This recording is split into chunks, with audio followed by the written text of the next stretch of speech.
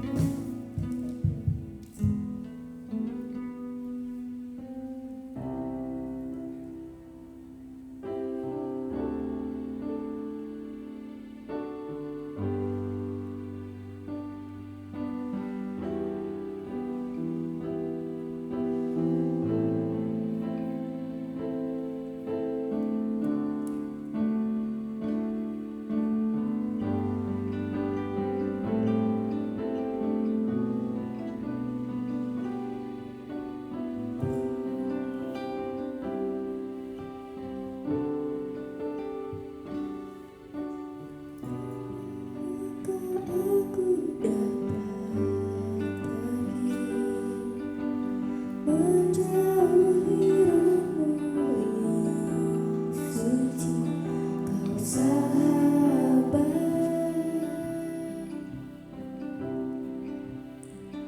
dan kau dekat.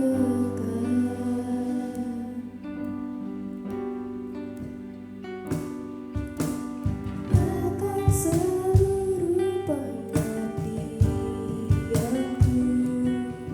tak bisa membalas kesetiaanmu, sungguh mulia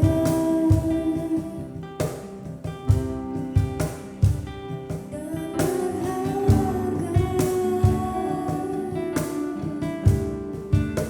Sungguh besar pengorbananmu bagiku, terlalu dalam untuk dimengerti. Sungguh besar, sungguh indah yang kau pikirkan,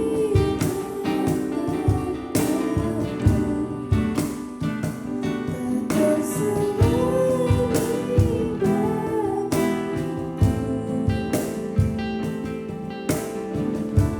Sungguh indah aku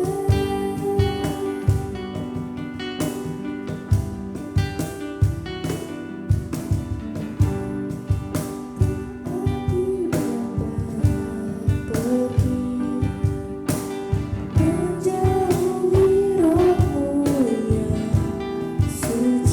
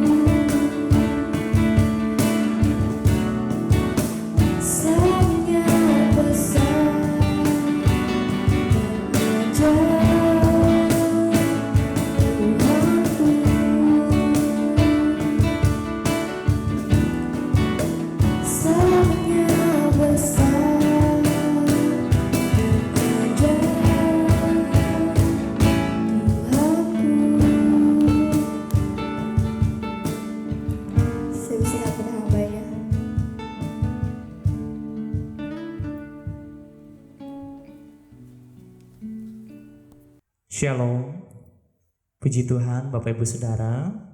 Malam hari ini kita hampir di penghujung doa 10 hari Pekan Pentakosta. Dan saya mau memberikan apresiasi untuk kita semua Bapak Ibu Saudara yang sampai hari ini tetap setia terus mengikuti doa 10 hari ini sampai hari ini. Tentunya biarlah setiap firman Tuhan yang telah kita terima sepanjang doa 10 hari ini, firman Tuhan yang kita terima, puji-pujian, doa-doa kita itu semakin membuat kita menjadi orang-orang yang dipenuhi oleh Roh Kudus, menjadi orang-orang yang melakukan segala sesuatu dengan tuntunan Roh Kudus, mengandalkan Roh Kudus itu, menjadi orang-orang yang dicintai oleh Roh Kudus. Puji Tuhan. Malam hari ini kita akan membuka Alkitab kita di dalam Kitab Kisah Para Rasul pasal pertama ayat yang ke-8. Kisah Para Rasul 1 ayat 8. Demikian firman Tuhan. Tetapi kamu akan menerima kuasa kalau Roh Kudus turun ke atas kamu, dan kamu akan menjadi saksiku di Yerusalem dan di seluruh Yudea dan Samaria dan sampai ke ujung bumi. Amin. Puji Tuhan. Setiap orang percaya akan dipenuhi oleh Roh Kudus. Amin. Setiap orang percaya akan dipenuhi oleh Roh Kudus. Dan tentu saja lewat kepenuhan Roh Kudus ini, orang-orang percaya akan begitu antusias dan dimampukan untuk menjadi saksi akan Kristus. Hal ini dapat kita lihat dengan nyata di dalam Alkitab tentang kisah di mana para rasul pertama yang menerima Roh Kudus sewaktu Roh Kudus dicurahkan 2000 tahun yang lalu. Mereka berkata-kata dengan bahasa yang belum pernah mereka katakan. Bahasa-bahasa yang belum pernah mereka pelajari. Tetapi justru dengan kata-kata itu mereka memberikan kesaksian tentang Kristus. Mereka memberikan kesaksian tentang Allah, tentang Tuhan. Dan orang-orang pada waktu itu yang mendengarnya, mereka memahami hal itu dengan bahasa mereka masing-masing. Ini sesuatu yang luar biasa. Bahwa orang-orang yang kepenuhan Roh Kudus, orang-orang yang dipenuhi Roh Kudus, dia pasti akan menjadi saksi Kristus. Dia pasti akan menyaksikan dia menjadi saksi tentang apa yang dia dengar, apa yang dia alami bersama dengan Kristus di dalam kehidupannya. Nah, malam hari ini kita akan membahas sebuah tema. Kita akan membahas sebuah tema, yaitu Roh Kudus itu menolong kita untuk menjadi saksi Kristus. Roh Kudus menolong kita untuk menjadi saksi Kristus. Nah, Bapak Ibu, seringkali kita sebagai orang percaya justru bingung. Bingungnya kenapa? Mungkin akan ada pertanyaan yang muncul di antara Bapak Ibu. Saya sudah mengikut Tuhan selama bertahun-tahun. Semenjak saya kanak-kanak, sampai muda, sampai umur sekarang, saya mengikut Tuhan. Namun selama ini apa tujuannya? Ya. Tujuannya apa kita menjadi orang percaya? Tujuannya apa kita mengikut Kristus? Apakah hanya semata untuk kita masuk ke dalam kerajaan surga? Lalu sampai di situ. Setelah kita menerima Kristus sebagai Tuhan dan Juru Selamat pribadi, tentu saja kita menerima janji itu, yaitu bahwa kita menerima kehidupan yang kekal. Kita menerima pengampunan yang luar biasa daripada Tuhan. Kita menerima penebusan atas dosa-dosa kita. Lalu kita juga diberikan yang namanya Roh Kudus, dicurahkan dalam kehidupan kita. Nah, setelah kita menerima semua ini, apa yang seharusnya selanjutnya kita lakukan? Sebenarnya kita sebagai orang percaya tentu saja kita memiliki tugas. Dan tugas ini mungkin seringkali sudah kita sering sekali dengar disampaikan oleh hamba-hamba Tuhan, oleh pendeta-pendeta, oleh penginjil-penginjil. Kita mendengar bahwa ada satu amanat agung yang ditujukan kepada kita semua orang percaya, yaitu kita diminta untuk menjadikan seluruh bangsa itu murid Kristus. Memuridkan orang-orang menjadi murid Kristus. Menjadikan orang-orang itu murid. Dan kemudian kita membaptis mereka di dalam nama Allah Bapa, Putra dan Roh Kudus. Inilah yang menjadi tugas kita orang-orang percaya. Nah, yang menjadi pertanyaan, bagaimana kita bisa menjadikan seseorang itu murid Kristus? Nah, tentu saja untuk memulainya, maka kita harus memperkenalkan siapa itu Kristus, siapa itu Yesus yang kita nyatakan di dalam iman kita sebagai Tuhan dan Juru Selamat kita secara pribadi. Kita harus mengenalkan orang-orang tentang Kristus. Nah, bagaimana cara kita untuk mengenalkan? Yaitu dengan kesaksian kita. Kesaksian itu apa sih? Kesaksian itu adalah bahwa kita menyampaikan atau memberikan keterangan tentang sesuatu yang kita sudah lihat, yang sesuatu yang kita alami, sesuatu yang kita lihat, sesuatu yang kita dengar, sesuatu yang kita rasakan. Itu adalah kesaksian. Jadi artinya bahwa ketika kita mau menjadi saksi Kristus, berarti kita memberikan keterangan, memberikan cerita, memberikan sesuatu tentang apa yang kita alami bersama dengan Kristus, apa yang kita dengar, apa yang kita terima, apa yang kita lihat bersama dengan Kristus. Maka dari itu, menjadi saksi Kristus artinya kita harus menjadi orang-orang yang berpengalaman dengan Kristus. Karena tanpa pengalaman-pengalaman ini, tentu saja kita tidak akan mampu untuk menjadi saksi. Kita tidak akan mungkin bercerita kepada orang tentang Yesus itu sanggup menyembuhkan. Padahal kita sendiri belum pernah mengalami hal itu. Kita tidak akan mampu untuk bercerita kepada orang bahwa oh, Tuhan itu sanggup memberkati saya. Padahal kita belum pernah mengalami hal itu bersama dengan Kristus. Maka dari itu penting kita sebagai orang percaya itu berpengalaman bersama dengan Kristus. Saya yakin dan percaya bahwa Bapak Ibu sekalian sebagai orang-orang percaya itu memiliki pengalaman-pengalaman tersendiri bersama dengan Kristus. Nah, lewat pengalaman-pengalaman inilah kita bisa menjadi saksi akan Kristus. Nah, lalu bagaimana? Apa hubungannya dengan tema kita malam hari ini? Roh Kudus itu menolong kita untuk bersaksi tentang Kristus. Gembala kita, Bapak Pendeta Simon pernah menyampaikan bahwa Roh Kudus itu tugasnya mengingatkan. Ya. Jadi dia mengingatkan tentang apa yang sudah kita terima. Makanya beberapa kali beliau sampaikan bahwa supaya kita dapat diingatkan oleh Roh Kudus, maka kita harus tahu dulu. Ya. Taunya lewat mana? Lewat firman Tuhan. Taunya lewat mana? Lewat pengalaman-pengalaman kita bersama dengan Tuhan.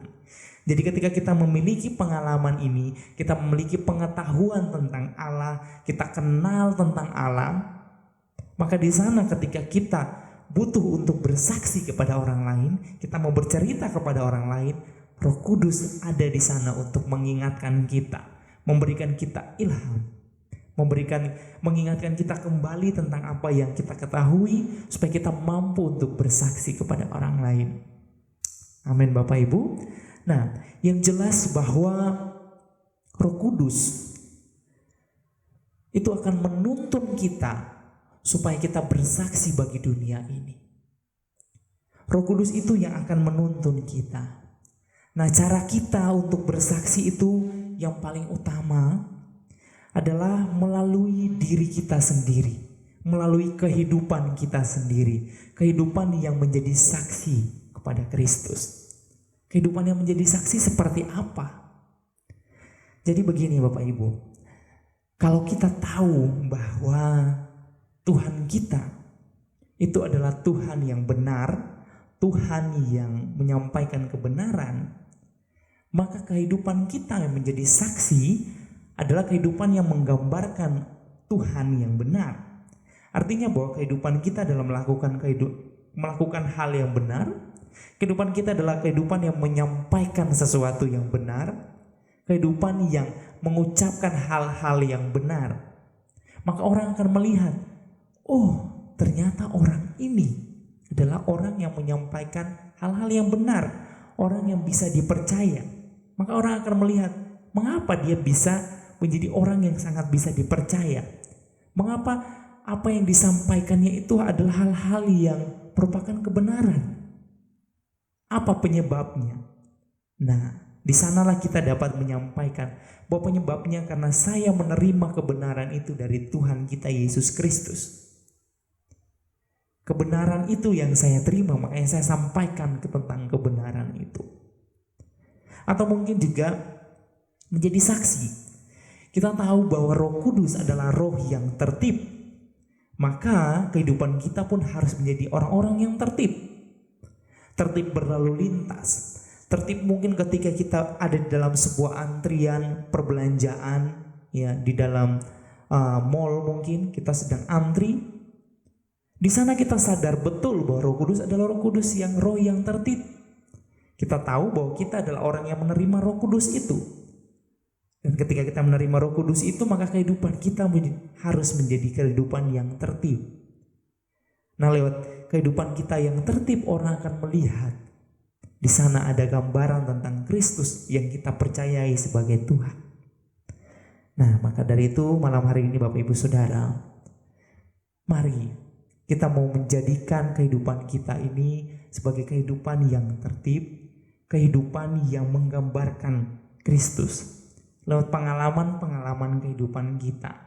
Tapi ingat bahwa kesaksian kita itu adalah kesaksian untuk mempermuliakan nama Tuhan. Ya, kesaksian kita itu harus mempermuliakan nama Tuhan. Seringkali yang terjadi kita menceritakan sesuatu tentang kesaksian kita bersama dengan Tuhan, tetapi justru di sana kita mengambil kesempatan untuk mencuri kemuliaan Tuhan. Seringkali hal-hal yang kita ceritakan itu bukan untuk menunjukkan kemuliaan Tuhan, tetapi kita sedang menunjukkan, ini loh saya hidup yang saleh.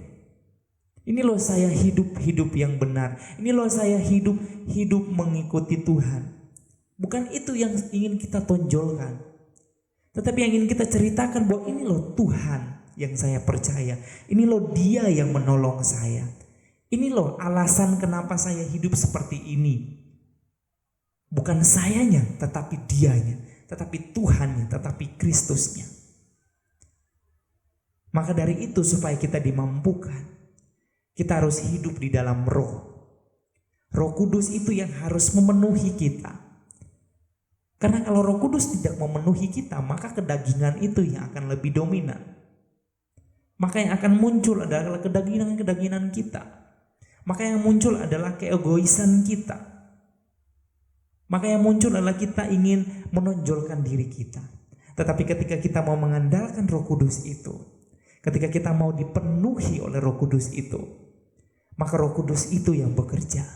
Roh Kudus itu yang akan mengingatkan kita bagaimana cara kita bersaksi, bagaimana cara kita bercerita kepada orang tentang Kristus, bagaimana cara kita hidup, bagaimana cara kita hidup seturut dengan kehendak Tuhan.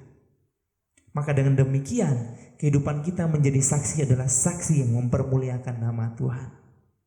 Puji Tuhan.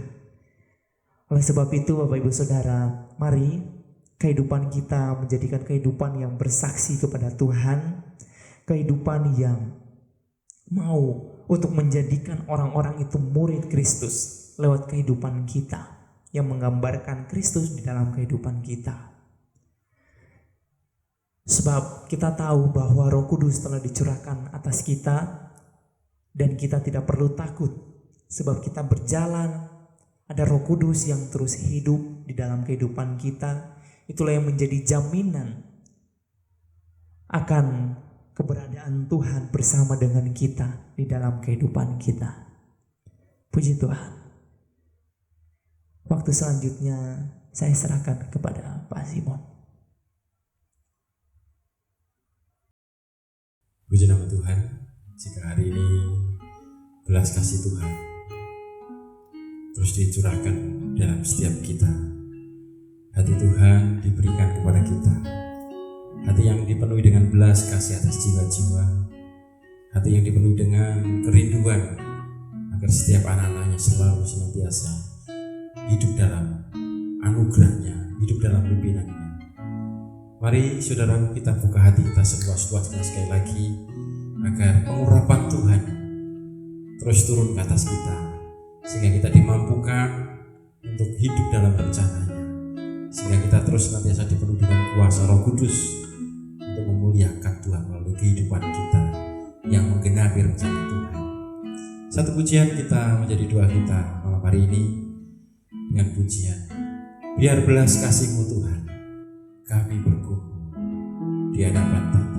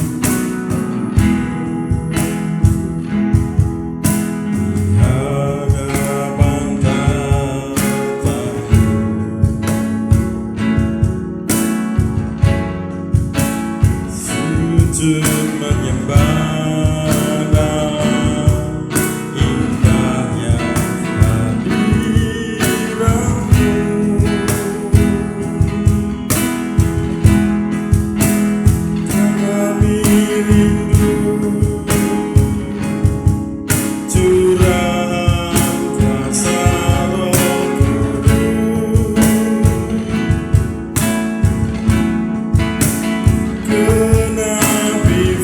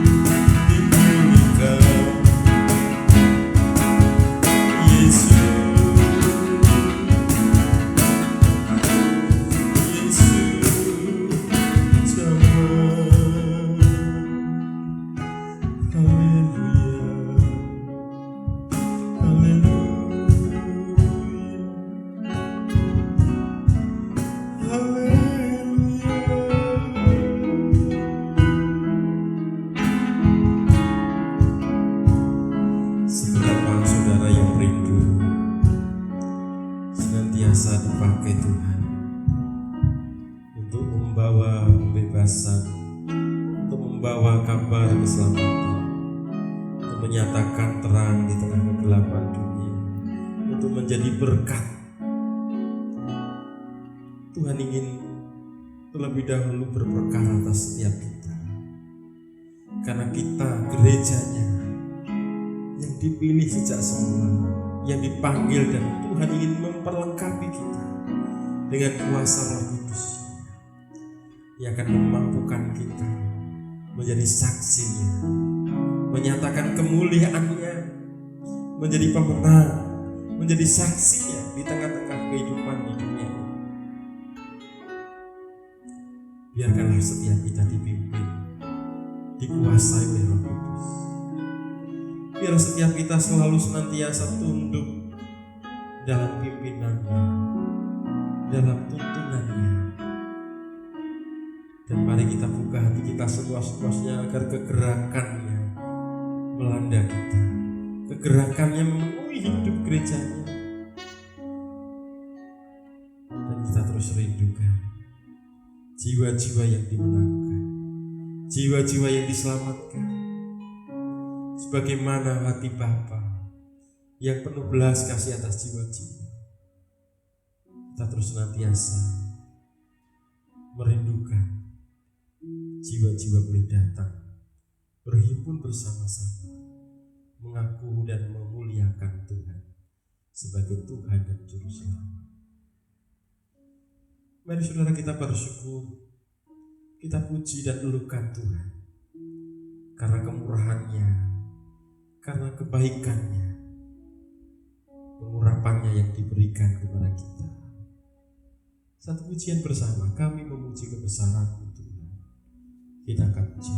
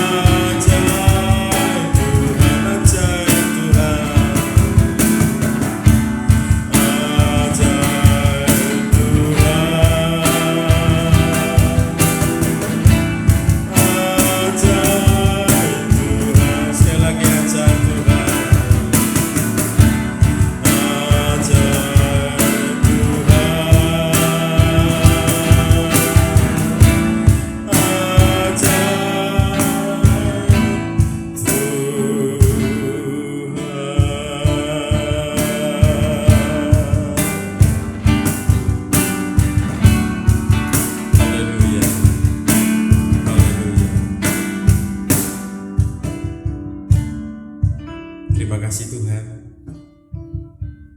kemurahan dan belas kasih-Mu yang terus Engkau berikan kepada kami, umat.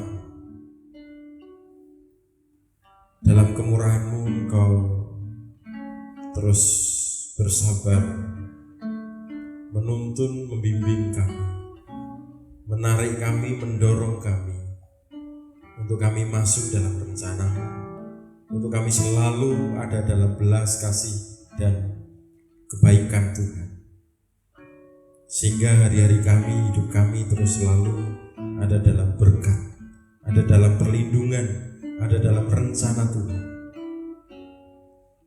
Bahwa untuk kami selalu menyadari kami tidak sendiri.